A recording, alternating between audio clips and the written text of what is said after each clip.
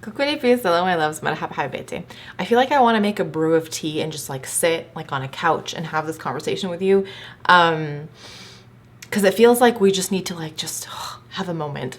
It's a special video. You're gonna read the title and it's gonna say something like my life-changing facial with Caroline Hirons, and you're gonna think I'm being melodramatic. I'm not.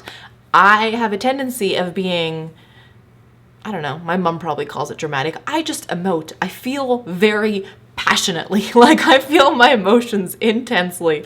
And so when I say life-changing, I'm not joking. It was amazing.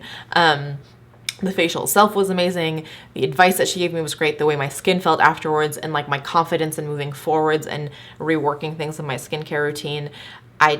All of it is just, it feels like there are moments in your life where like just things like you feel differently. There's like something that happens inside and you feel differently. Don't feel like the same person. You're still you, but like super you know?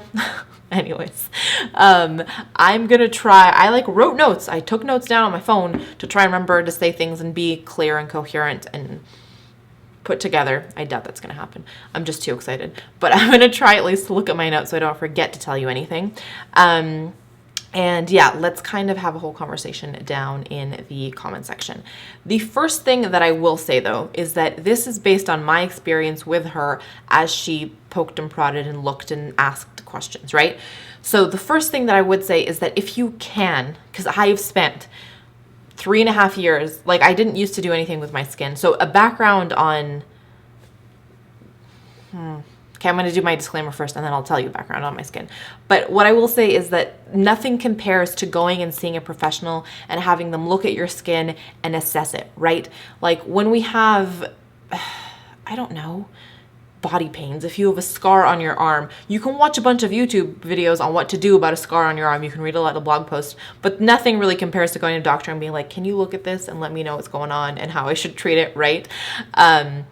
So my first bit of advice is if you can find someone to go see close to where you are, I would really, really recommend that because I think it makes all the difference and it's really, you see an expert for so many other things. Why not see an expert for your skin? If it is something that matters to you and if it is something that is causing you concern, you're not really sure how to address it. You know? Okay, so I guess the next thing would be to give you a backstory on my skin.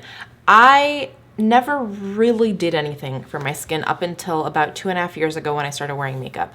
Kind of near the tail end of college, which would have been, so I graduated in 2011. I started YouTube in 2013 maybe? I don't know. I can't remember. There's something like that timeline. I was getting like stress breakouts along my chin and I like walked into Sephora. I asked them to help me set up a routine. They were not very helpful. They gave me some like Purity face cleanser. I think the Invigorating Night Gel from Ole Henriksen and the Nurture Me cleanser from them and then some sunscreen. And I kind of for like a week was super into it and then I just fell off the bandwagon. But my skin for the most part was fine. It was always quite dry and dehydrated and flaky. But I didn't have any massive breakouts, like a couple hormonal whatever, but it was kind of calm. And then when I started wearing makeup, I was like, I should probably actually put a routine together, because I'm like, oh, more things to buy and test out. Like my little, you know, inner beauty geek freaked out. But also I was like, you're putting a bunch of stuff on your skin. You need to be able to take it off properly and not cause, you know, unnecessarily breakouts. But over that 2.5 year period, the more time, effort, and money I spent into trying to get my face to behave, the worse it became. I had really horrible cystic breakouts on my cheeks. And my face like was kind of still dry, but it was mainly like these cystic breakouts that wouldn't stop and a lot of redness. And it would drive me mental because I had never had those problems before. And then when I looked around to my mom and my sister, they have really beautiful skin, knock on wood, and I would never want to take that away from them. There's no way that I'm like sitting here with like a spiteful bone in my body, but genetically it didn't make sense for my skin to be doing all these crazy things because I was kind of like I should have good skin. So I went in to the facial with those things in mind, and telling her all these things. And first and foremost, I have got to tell you, they tell you something like never meet your heroes because they will let you down. I think that a little baloney. I didn't think that I could like look up to this woman and like her any more than I already did. And I was so sorely mistaken. I got there super early because I was scared I was going to be late. And she was sitting eating her lunch. And I'm like, I'm so sorry, I can come back. She's like, no, just hang out and sit down. We like had a totally chill conversation. And then throughout the whole time in the facial, like it just flew by because we were talking about product, we were talking about boys, we were talking about dating, we're talking about some other things, which I'm not going to say here on this channel because, like I told you, there are some... My 9-year-old cousin watches this sometimes, and I'm just like, we're not going to go there with him. But it was like talking to a friend. She's amazing and so intelligent and funny and knows her stuff and resourceful. Like she was looking things up for me on her phone as we were sitting there waiting to like, you know, product lists and recommendations. And it was also so... like it's like that feeling when I could go see someone who understood and knew all the products I was talking about that I used. A lot of times you go, in the past, I've gone to facialists or dermatologists and they just know the products that they work with. And so they look at me like I'm crazy and I'm like, okay, but you need to tell me, like, don't tell me just buy a whole new set of skincare. Like I've done my research with the skincare. I've bought what in it works or doesn't, right? So I really appreciate that she knew all my brands. So after looking at my skin, doing some extractions and putting me under, they use this like laser light machine called the Dermalux. If you can find someone who uses that light, oh, it's healing, it's soothing. After the peel and the extractions, I was expecting my face to be a blotchy mess, and it wasn't. It was nice and calm. The next morning, I woke up in tears, you guys. I had skin that was the calmest and the brightest that it has been in 3 years. It was the day of my sister's graduation. I went to that graduation without any foundation on. I like cake face. Don't get me wrong. I like wearing 5 tons of like face makeup and looking like I'm wearing makeup. I like that. But I like the option of having that or the option of not. Recently, makeup and like my skincare, and it's all taken a very negative tone because my skin has just been getting really bad. I've been having to meet new people and go into professional settings and look pulled together, you know, in my suit or whatever. And I felt like I've had to put on layers of concealer and foundation to look presentable because just comments and things that have come out with all my breakouts happening, right? And so I was crying, and I hated to be like, oh my gosh, so much more self-confidence because my skin was clear. Because I'm like, dude, you have good self-confidence. I do. But no one is bulletproof. And I was lying to myself and saying that the way that my skin was behaving, it was frustrating to me because I was spending so much time on it and not seeing the result. And that in and of itself was frustrating. But it was also frustrating because of the reaction I was getting by how bad it was, and this feeling like I needed to hide behind layers of makeup. Having it just be calm and cooperative and happy. Like I'm not joking when I tell you I woke up in tears because I was just so relieved that it finally looked good and that I knew what I needed to do to hopefully keep it looking good. So I can't thank her enough for that. And I've kind of sent her a note hoping that she'll be able to read it to thank her. And fingers crossed, maybe I get a chance to have another facial, like if I can get another booking at some point. And it was a beautiful thing. One second.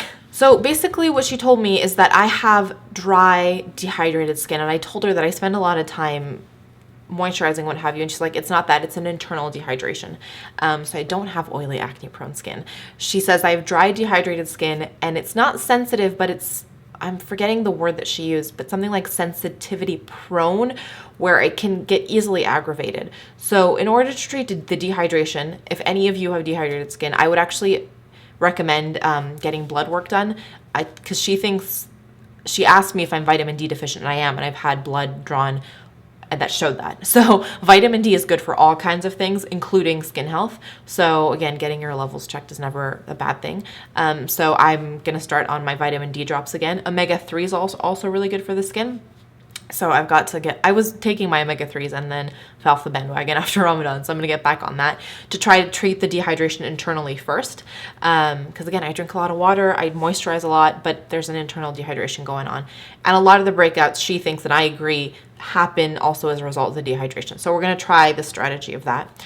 She also thinks that based on what I'm telling her and what I'm using on my skin and the way that my sister's skin is, I might be overdoing it. So we've kind of simplified the routine to cleanse, tone, spritz, serum, like a serum and oil, and then moisturizer, and leave it at that. I can do kind of the masking, like the detox masking. Oh, hold on. This SIM card's I'm going to lose memory. There's going to be no space on this in a sec. I'm going to go change my memory card. I've been talking for so long. I ran out of space on my other memory card. So we're back. So yeah, keep it quite clean. Like I said, overwhelming. So once a week, I'll do kind of my masking routine. So she says start with like a detox mask, move on to a clay mask, and then a hydrating mask. Do that once a week. If I want to do exfoliation, also just do it once a week and kind of let my skin calm down. The other thing that she said is to cut out glycolic acid from my routine. She says that glycolic acid over a prolonged period of time with skins like mine that are quite sensitive do overly irritate the skin. And I think that's actually really cute and really interesting because my skin has gotten progressively worse. And glycolic would be the last thing I would have thought of. So I've cut out all my toners that have glycolic acid in them and focused one on still using acids, but just not glycolic. And then the other thing that we've decided on is to cut SPF out of my daily routine. And it was interesting when we have the conversation. She's like, daily SPF is not necessary for everyone, but I can't just put that on the blog because people would be very upset. Also, as a blanket statement, it's hard to put out as a blanket statement. So she asked me the way that my skin tans. So I told her that if I'm in the sun for too long, it'll sometimes, like if I'm in the sun way too long and it's intense, it'll sometimes go red and then brown, but usually I just get a little bit darker. And she said, in that case, the sun is actually probably healing to your face. And it's not like you've got a lot of exposed area. You also wear kind of big glasses. So she's told me to cut out the SPF for a while because she thinks it's actually an irritant. I kind of agree. SPF irritates my face and breaks me out a lot.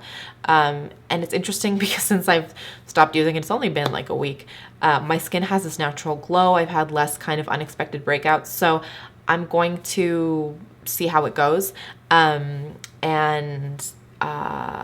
report back. I'm going to give it 6 to 8 weeks for all of this to kind of settle in and for my skin to do its thing, at which point I will film kind of an update for you guys. I'll let you know what products I'm using and all that kind of good stuff. I'm excited. I'm optimistic for the first time. I feel like I'm optimistic about it. Like it was getting to the point where it was like just a pain and a chore and really frustrating and very emotional, and then I would get down on myself for being emotional. I always tell you guys to feel your emotions and just let it be, and then I'm always hard on myself. Like I can never take my own advice. So yeah, it's been a roller coaster, but this weight has been lifted and I feel this new excitement and optimism. So if there's one thing I can recommend to you guys is try to find a good facialist, even if it's an investment. Maybe if you can save up for it, even if you go once, at least kind of get good tips based on your skin type. And yeah, I feel so much better. So I talked a lot. I was really excited and rambling all over the place. If you have questions, let me know down below and I can answer them for you. And yeah, I've been talking for a very long time, so I'm gonna go for now. Let me do some quick points of positivity before I go, and that will be it. My first point of positivity is this kind of really formative experience that's given me a whole new outlook on things and is making me really excited and happy and optimistic, and I love that. My second point of positivity is I'm about to head out, not right now, like in a little bit, to go see a movie with my mom and my sister because she's in town and I'm really excited. So that is definitely my second point of positivity. And my third point of positivity is a yummy breakfast. It's like, what time is it? It's 9:15. I've been up since 5. I couldn't sleep. I was so excited to be home. I still have not eaten. I also didn't have dinner last night because I was still like jet lagged and weird. So I'm gonna go get some food. I'm excited about that. Food in like 24 hours. Fasting is over and I'm still kind of fasting. Anyways, I'm gonna go now. I loved hanging out with you guys today. I will chat with you soon, but before I leave you, as always, let me remind you that life is just way too short to wear boring lipstick. Bye, guys.